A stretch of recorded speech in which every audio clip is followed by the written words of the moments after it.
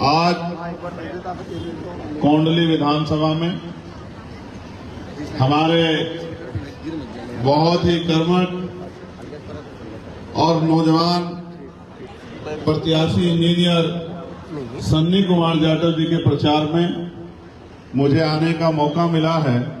इसके लिए मैं भाई सन्नी कुमार जी का और इनकी पूरी टीम का बहुत बहुत धन्यवाद करता हूं।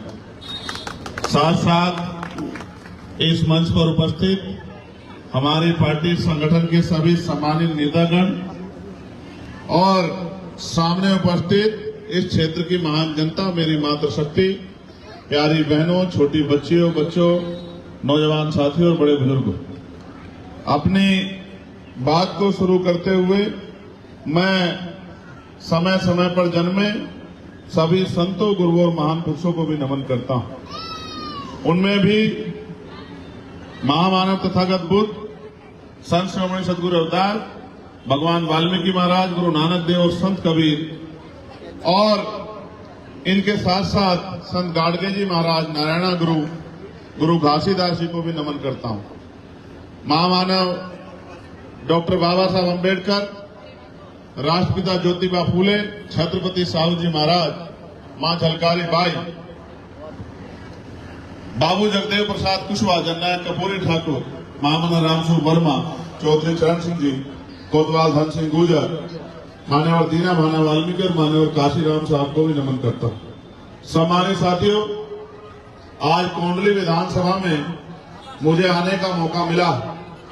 कल शाम इसी समय मैं नागपुर, महाराष्ट्र की धरती पर था। नागपुर, जहां डॉक्टर बाबा साहब अम्बेडकर ने धम्म की दीक्षा ली, वहां एक पवित्र स्थल पर मुझे जाने का मौका मिला। वो पवित्र स्थल जहां पूरे देश दुनिया से हमारे सम्मानित भंतेगण पहुंचे थे। यहां दिल्ली और उत्तर प्रदेश के सम्मानित भंतेगण भी वहां पहुंचे थे। एक बहुत बड़ा जनसमुद्र, लगभग 50,000 लोग, उनमें भी बहुत बड़ी संख्या माओं की, बहनों की, महिलाओं की। रात को 12 बजे तक मैं वहां रुका। फिर उनसे मिलने के बाद वापस नागपुर आया। 3 बज गए, 3:30 बजे सोया, 5 बजे वहां से निकला, फ्लाइट ली, दिल्ली आया। दिल्ली आके सीधा हाउस गया। हाउस में आज राष्ट्रपति जी का अभिभाषण था। उसको खत्म होने के बाद फिर अपने और काम निपटाए और अब आपके बीच में भाई सन्नी जी के प्रचार में मुझे आने का मौका मिला। ये बात मैंने आपको इसलिए बताई कि हम निरंतर कोशिश कर रहे हैं कि महापुरुषों का कार्य आगे बढ़ता रहना चाहिए, चाहे वो धर्म के क्षेत्र में हो, चाहे वो सामाजिक क्षेत्र में हो, चाहे वो आर्थिक क्षेत्र में हो या वो राजनीतिक क्षेत्र में हो। और जहां देश में राजनीति कुछ लोगों के लिए व्यापार है, वहां हमारे लिए राजनीति हमारे आने वाली नस्लों और वर्तमान में हमारे भविष्य को बदलने का हथियार है। क्योंकि ये हथियार जिसको हम सत्ता के रूप में मानते हैं, इसी से परिवर्तन हो सकता है। और जब तक हमारे हाथों में शक्ति नहीं होगी, तब तक हम लोग बदलाव नहीं कर सकते हैं। मैं कुंडली में आता हूं, मैं जहां पार्लियामेंट में जाता हूं, उस दिल्ली और उसके आसपास की दिल्ली और यहां जहां आज हम खड़े हैं, जिन रास्तों को मैं आया हूं, ये सड़कें, अटी हुई नालियां, तमाम तरह से कूड़ा, कचरा, गंदगी और तमाम तरह की परेशानियां जो सामने दिखाई देती है। ऐसा नहीं कुछ छुपाया गया है। ऐसा लगता है वो दिल्ली दूसरी दिल्ली है और ये दिल्ली दूसरी दिल्ली है। ऐसा लगता है वो अमीरों की दिल्ली है और ये गरीबों की दिल्ली है, जिनके हिस्से में सिर्फ परेशानियां आई हैं। वादे तो इनसे भी वही हुए थे जो लुटियन जोन के लोगों से हुए थे, लेकिन उनके लिए नेता खरे उतरे और इधर के लिए खरे नहीं उतरे। क्योंकि इधर गरीब लोग रहते हैं, इधर किसान परिवारों के लोग रहते हैं, इधर मेहनतकश लोग रहते हैं। इसलिए जहां पैसे वाले लोग रहते हैं, उनका भला हो रहा है। और गलती नेताओं की भी नहीं है, क्योंकि आजकल देश में पैसे वालों का बोलबाला है। पैसे वालों की बात आगे बढ़ रही है। सरकारें पैसे वालों के अधीन हैं। पैसे वाले, बिजनेस वाले, उद्योग वाले जो भी कहते हैं, सरकार उनका काम करती है। और गरीब आदमी जब कोई सवाल खड़ा करता है, तो उनको लाठी से पीट के उनके ऊपर मुकदमे दर्ज करके उनको जेल भेजने का काम पुलिस के साथियों के द्वारा सरकार के इशारे पे किया जाता है। आज जहां महंगाई कमर तोड़ रही है, आज जहां शिक्षा और चिकित्सा में आदमी की मेहनत का बहुत सारा पैसा जा रहा है, वहीं इस देश में यहाँ ये भी देखने को मिल रहा है कि गरीबों के लिए जीवन और मुश्किल होता जा रहा है। भाई इंजीनियर सन्नी जाटव जो एक पढ़े लिखे नौजवान हैं, उन्होंने इस व्यवस्था को इसलिए चुना क्योंकि बाबा साहब अम्बेडकर ने कहा था कि राजनीति में हिस्सेदारी नहीं करोगे तो सबसे बड़ा दंड ये होगा कि योग्य लोग आपके ऊपर शासन करेंगे।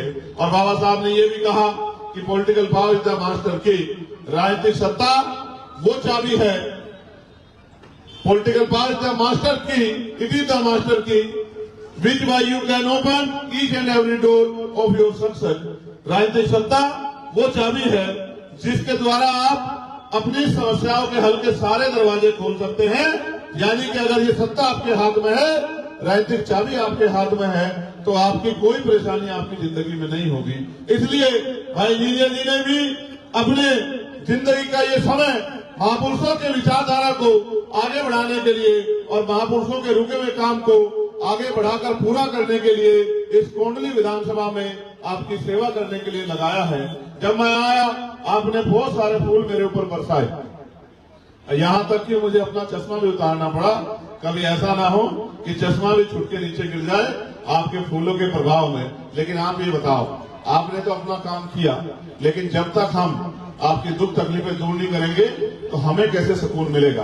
आपको तो मुझे देख के, क्योंकि मैं आपका परिवार का बेटा हूँ, मैं आपका बच्चा हूँ, आपको तो खुशी हुई होगी, आपके मन में तो ठंड पड़ी होगी, लेकिन मेरे मन में तो अभी ठंड नहीं पड़ी है। क्योंकि जब तक आपकी जिंदगी नहीं बदलेगी तब तक हम लोग चैन से बैठने वाले नहीं हैं। जब तक आपके गरीबी, बेबसी और परेशानियों के आंसू नहीं छूटेंगे तब तक हम लोग चैन से बैठने वाले नहीं हैं। और मैंने आपको कहा कि जहाँ एक तरफ पैसे से सत्ता और सत्ता से पैसा, जहाँ एक तरफ पैसे के आधार पे राजनीति हो रही है, वहाँ मैं और मेरे जैसे बहुत सारे लोग इस देश में महापुरुषों के कारवा को आगे बढ़ाने के लिए जनता के बीच जाकर वोट की शक्ति को अपने हिस्से में लेकर और वोट की शक्ति से ताकत बनाकर आपकी समस्याओं का हल करने की कोशिश कर रहे हैं। हालांकि आप ये भी जानते हैं, 1 साल पहले मैं सड़कों पर लड़ता था, जहां भी देश में किसी भी गरीब, शोषित किसान, मजदूर, महिला बहनों पर अत्याचार होता था, उनकी आवाज उठाने का काम करता था।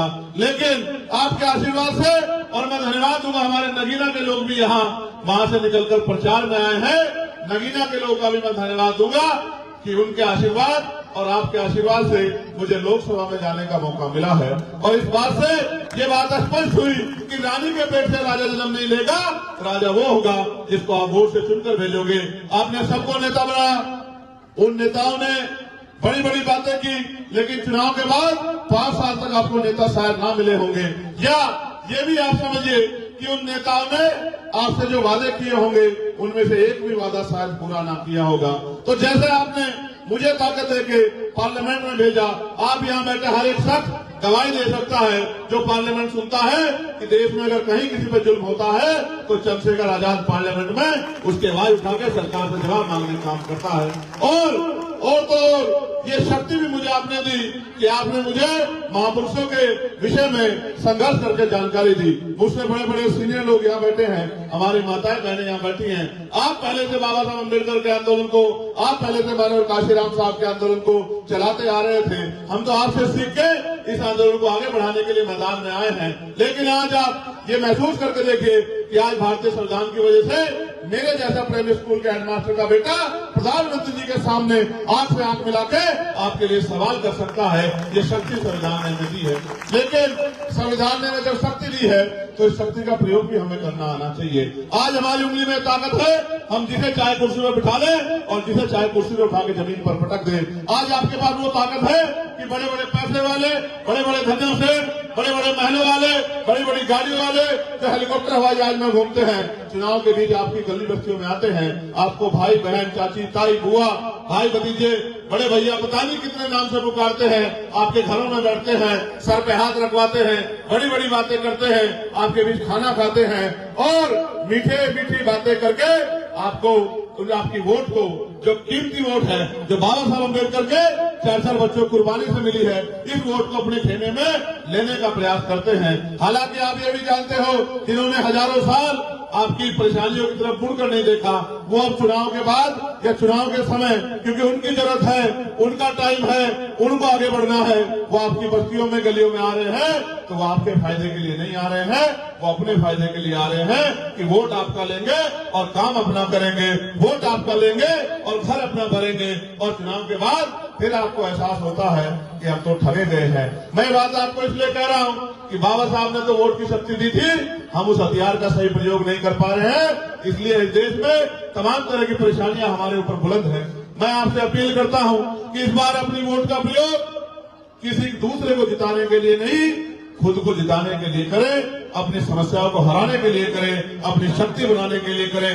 भाई अपने छोटे भाई, अपने बेटे, अपने भतीजे, इस क्षेत्र में पढ़े लिखे नौजवान, आप ये भी समझो बाबा साहब अम्बेडकर ने एजुकेशन पे इतना जोर क्यों दिया? क्योंकि वो समझते थे कि शिक्षित व्यक्ति ही समाज का निर्माण कर सकता है, शिक्षित व्यक्ति ही अपनी बात को रख सकता है। इंजीनियर सन्नी जाटव पढ़े लिखे नौजवान हैं और आपके बीच में आपकी सेवा करने के लिए आए हैं। अगर आपने इनके सर पे हाथ रखा और इनको वोट की ताकत से आगे बढ़ने का मौका दिया, तो मैं आपको विश्वास दिला कहता हूं कि फिर आपको किसी के आगे हाथ नहीं फैलाना पड़ेगा, क्योंकि आपकी समस्याओं को, लड़ाई को लड़ने का काम भाई सन्नी जाटव जी आपका बेटा भाई बन के करेंगे। और आप जानते हो, बेटा भाई कभी परिवार से दूर नहीं रहता। इसलिए मैं ज्यादा लंबी चौड़ी बात नहीं करता, मैं आपसे फिर कहना चाहता हूं इन 2-4 बातों के साथ। जैसे यहां आम आदमी पार्टी की 10 साल से सरकार है, आम आदमी पार्टी के लोग कह रहे हैं कि हम 2100 रुपए महिलाओं को देंगे। कह रहे हैं नहीं कह रहे हैं? कह रहे हैं नहीं कह रहे हैं? तो मैंने परसों ही पंजाब में फोन करके, जहां उनकी सरकार है, पूछा कि यहां भी इन्होंने कहा था कि हम 2000 रुपए देंगे, मिल रहे नहीं मिल रहे, 3 साल हो गए। तो पंजाब की महिलाओं ने कहा कि भैया ठेंगा मिल रहा है, यहाँ कोई पैसा वैसा नहीं मिल रहा, चुनाव खत्म हो गया, अब नेता ढूंढे भी नहीं मिलते। फिर मैंने हरियाणा में फोन किया, मैंने उनसे पूछा कि भाजपा वाले कह रहे हैं हमें सरकार बनानी है, तो भाजपा वाले कह रहे हैं कि हम आपको 3000 रुपए देंगे। 3000 बोल रहे हैं ना? 3000 2500 कितने बोल रहे हैं? नहीं, महिलाएं बताइए, इनको ज्यादा पता है। 2500। तो मैंने इनसे कहा कि भाई हरियाणा में फोन मिलाओ, यहाँ भाजपा की सरकार है, ये भी पक्का कर लो। तो मैंने हरियाणा में फोन किया, तो मैंने पूछा कि बहन जी क्या 2500 रुपए मिल रहे हैं? तो उसने कहा 2500 रुपए छोड़ो साहब, 25 रुपए भी नहीं मिल रहे हैं। तो मैंने कहा तो बहुत बुरी बात है। फिर मैंने कहा 500 वाला सिलेंडर तो मिल रहा होगा, जो भाजपा के लिए 500 का सिलेंडर देंगे। तो उन्होंने कहा साहब 931 रुपए का सिलेंडर मिल रहा है। तो मैंने कहा, फिर मैंने मोदी जी से कहा कि मोदी जी एक बार उत्तर प्रदेश की तरफ भी देख लेना, वहां भी आप 500 का सिलेंडर दे रहे थे, वहां भी आपने नहीं दिया। आप हरियाणा में भी दे रहे थे, आपने वहां भी नहीं दिया। आप उत्तराखंड में भी दे रहे थे, आपने वहां भी नहीं दिया। आप राजस्थान मध्य प्रदेश में भी आपकी सरकार है, आपने वहां भी दिया। तो कब तक लोगों को झूठी बातें बोलकर ठगते रहोगे? ये आपके पास अगर वोट की शक्ति नहीं होती तो कोई पैसा आपको नहीं मिलता। ये आपकी जेब काटने वाले लोग आज अपने फायदे के लिए आपको पैसा देने की बात कर रहे हैं। और मैं आपको याद दिलाना चाहता हूं, जब हम गांव में रहते थे, तो जब गांव में प्रधानी के चुनाव होते थे, याद करो, तो जो पैसे वाले लोग हैं जिनके पास वोट नहीं होती थी, वो क्या करते थे? वो चुनाव से 2-1 दिन पहले रात के अंधेरे में आके अपनी जेब में थैला लेके आते थे, झोला लेके आते थे और लोगों से कहते थे पैसा ले लो, हमें वोट देते। होता था नहीं होता था? लेकिन वो अवैध काम था, गैर कानूनी था। जो विपक्षी प्रत्याशी लड़ रहा था वो पकड़ता था कि पैसे वालों को पकड़ो जो पैसा बांट रहे हैं। अब ये काम लीगल हो गया है, अब ये काम ऑनलाइन हो गया है। अब सीधा पैसा दो और वोट लो। बताओ ये वोट की खरीदारी है या नहीं है? बताओ बताओ, खरीदारी है या नहीं है? बताओ। और बताओ, बाबा साहब के बच्चे क्या वोट बेचेंगे अपना? ये बाबा साहब अम्बेडकर ने वोट हमें बेचने के लिए नहीं दिया, ये गुलामी से मुक्ति के लिए दिया, ये इज्जत सम्मान की जिंदगी के लिए दिया है। इसलिए वोट का सौदा करने वाले लोग कभी आपके जैसे नहीं हो सकते। वो बाबा साहब का नाम इसलिए लेते हैं कि आपकी भावनाएं बाबा साहब के साथ जुड़ी हैं, वरना बाबा साहब का सम्मान कितना अन्य पार्टियों ने किया और कितना आज की पार्टी कर रहे हैं, ये आप और मैं सब जानते हैं। क्योंकि बाबा साहब का सम्मान उनका नारा लगाने से नहीं होता, बाबा साहब का सम्मान उनके विचार पे चलने से होता है, उनके विचार को आगे बढ़ाने से होता है। रही तीसरी पार्टी, अब उसको मैं क्या कहूं, वो तो इतने बुरे हाल में है कि उसके ऊपर कुछ कह के तो समय खराब करना है। इसलिए मैं उस पर समय नहीं खराब करना चाहता। मैं तो जानता हूं 1-1 मिनट कीमती है। मैं आपसे अपील करता हूं कि अपने और अपने बच्चों के भविष्य के लिए और महापुरुषों के आंदोलन को आगे बढ़ाने के लिए जो कर्ज हमारे ऊपर है उसको उतारने के लिए इस बार हमें सबको मिलकर खुद को जिताना है और केतली का बटन दबाना है। और 5 तारीख को जब हम वोट डालने जाए तो हम याद रखें ये वोट हमारी शक्ति है, इसको दुश्मन को नहीं देना है, इसको अपने हाथ में लेना है और इस शक्ति के जरिए परिवर्तन करके दिखाना है। बताओ मदद करोगे नहीं करोगे? देखो आप मुझे देखे और समय समय पे जिसने भी आंदोलन का नेतृत्व किया आप सपने बहुत देखते हो कि भाई ये आदमी आ गया है अब हमारी जिंदगी बदल जाएगी। बड़े गौर से सुनना, आप सपने बहुत देखते हो कि भाई अब हमारा ये आदमी आ गया है अब हमारी जिंदगी बदल देगा। बताओ कैसे बदलेगा जब आप उसका साथ नहीं दोगे, जब तक आप उसको मजबूत नहीं करोगे, जब तक आप उसको शक्ति नहीं दोगे, जब तक आप उसकी बात के साथ नहीं खड़े होंगे तो वही क्या बदल के दिखा देगा। इसलिए मैं आपसे कहता हूं कि ना इधर ना उधर दोनों हाथों को ऊपर उठा के और 5 तारीख को आंखें बंद करके नहीं आंखें खोल के कौन सा बटन दबाना, जरा दोनों हाथ उठा के बताओ, नहीं जोर से बताओ। और आखिरी बात के साथ मैं अपनी वाणी को विराम दूंगा। आपकी जेब में फोन होंगे, है या नहीं है? आज तो हर घर में 3-3